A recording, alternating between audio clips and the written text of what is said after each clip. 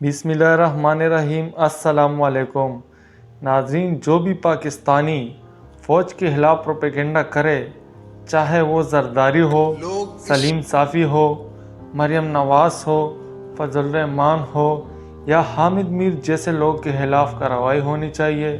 اور میرے پاکستان کے تمام اداروں سے گزارش ہے کہ آپ لوگ ان کو پکڑ کر سخت سے سخت سزا دے ان کو، کیونکہ باقی لوگ بھی کل ان سے سبق سیکھ لے، تاکہ کل نہ تو کوئی بھی ایسی جرات نہ کرے کہ افواج پاکستان کے خلاف کوئی بھی ایسا بیان نہ کرے۔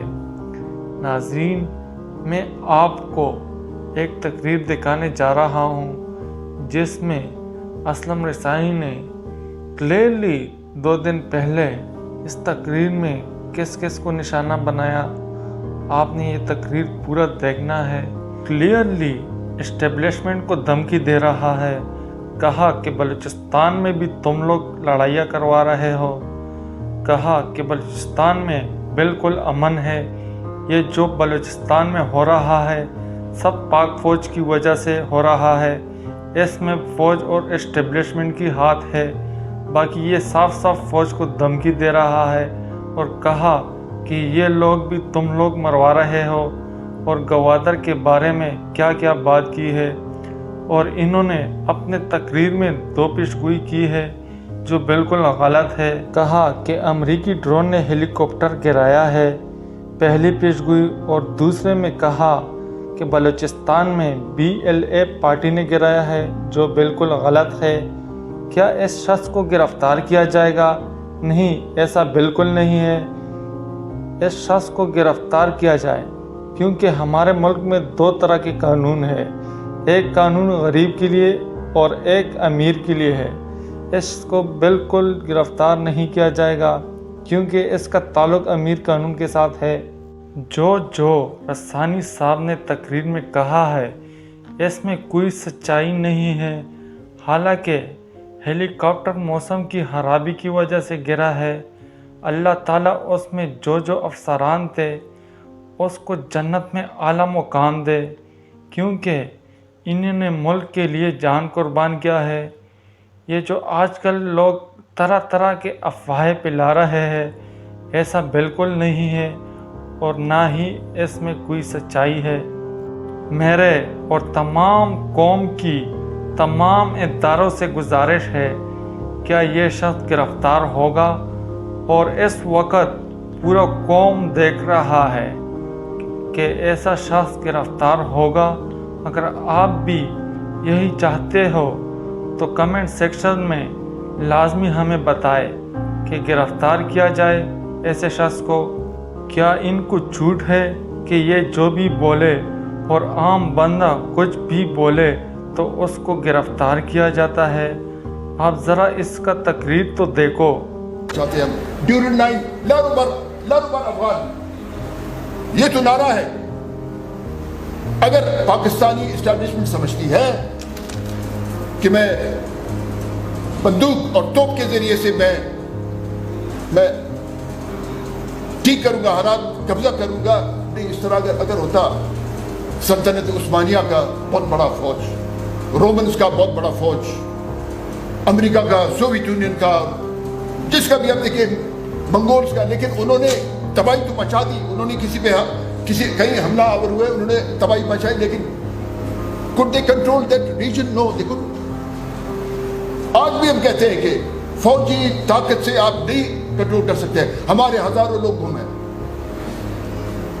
خالی بلوچ نہیں ہے، اس میں پشتون بھی ہے۔ ابھی 6 مہینے کی بات ہے، ہمارے قانونی سے ایک کاکڑ کو اٹھا کے لے گئے تھے۔ ہمارا جو کاسی ہمارا عزیز عبید اللہ، اچھا، جنہوں نے عبید اللہ کو اغوا کیا وہ عیسائی کے لوگ ہیں۔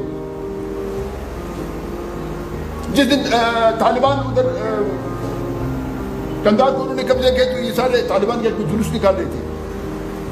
اس طرح مطلب ریاستیں اس طرح چلتی ہیں؟ نہیں، ریاستیں اس طرح نہیں چلتی ہیں۔ ریاستیں آپ سب کی رائے شامل ہو، آپ سب کے جذبات شامل ہو، آپ سب کا محبت شامل ہو، آپ سب کا بہتر عمل شامل ہو تو یہ ریاست چلے گی۔ اگر آپ کہتے ہیں کہ نہیں گوادر بھی ہمارا, سارا بلوچستان کا گوشت بھی ہمارا, تو 1 دن قبضہ کرو گے, 2 دن قبضہ کرو گے, 3 دن, 10 دن, 12 دن, کب تک؟ ہمیں, میرے والد کو جس دن ہمیں ایمبوش کیا گیا بولان ویر میں, اگر کسی نے بولان ویر یا بولان دیکھا ہو, جہاں ہمیں ایمبوش کیا گیا وہاں سے ملیشیا کیمپ 100 گز کے فاصلے پر ہے, 100 گز کے فاصلے پر ہے. میں بھی زخمی تھا. جب میں اٹھا تو ملیشیا کے سپاہی وہاں کھڑا ہو کر مجھے دیکھ رہا تھا اور میں بھی اس کو دیکھ رہا تھا. خوف, اب بالکل, اب میرے ہاتھ کانپ رہے ہوں گے, میرا بدن کانپ رہا ہوگا, میں خوف زدہ ہوں گا. لیکن یہ بات آپ لوگ یاد رکھیں کہ جو نفرت میرے دل میں ہے وہ اس خوف, اس شکل سے, اس ہاتھ کے کپ کپی سے بلین درجہ بہت زیادہ ہوگا. اس نفرت کو آپ اس طرح نہیں بچا سکتے بندوق, اس جیتری, اس توپ, اس ڈرون کے ساتھ نہیں. اچھا, یہ جو ابھی اللہ مغفرت کرے جنرل سرفراز کو 2 خبریں ہیں. ایک تو امریکن ایمبیسی سے آیا ہے, they have apologized that by mistake the tactical drone targeted this helicopter. دوسرا براس سے آتا ہے, بلوچ راجے آجوئے سنگر, وہ کہتے ہم نے مارا ہے. اب کس نے مارا ہے؟ اب تو پھر ظاہر ہے تیسری طرف بھی انسان کا سوچ جاتا ہے, چوتھی طرف بھی جاتا ہے, ادھر ادھر جاتا ہے. Development comes with peace. If there is no peace, there is no development. Recording, میں نے اسٹینڈ کیا تھا ریکارڈنگ پہ. ہم خود کر سکتے ہیں, یہ میں آپ کو بتاؤں کہ ہم نے خود شروع کیا, لیکن ہماری گورنمنٹ کا ٹائم ختم ہو گیا, پھر ہم چلے گئے. ابھی جو ریکارڈنگ کے ساتھ ہوا وہ آپ سب کے سامنے ہے. گوادر پورٹ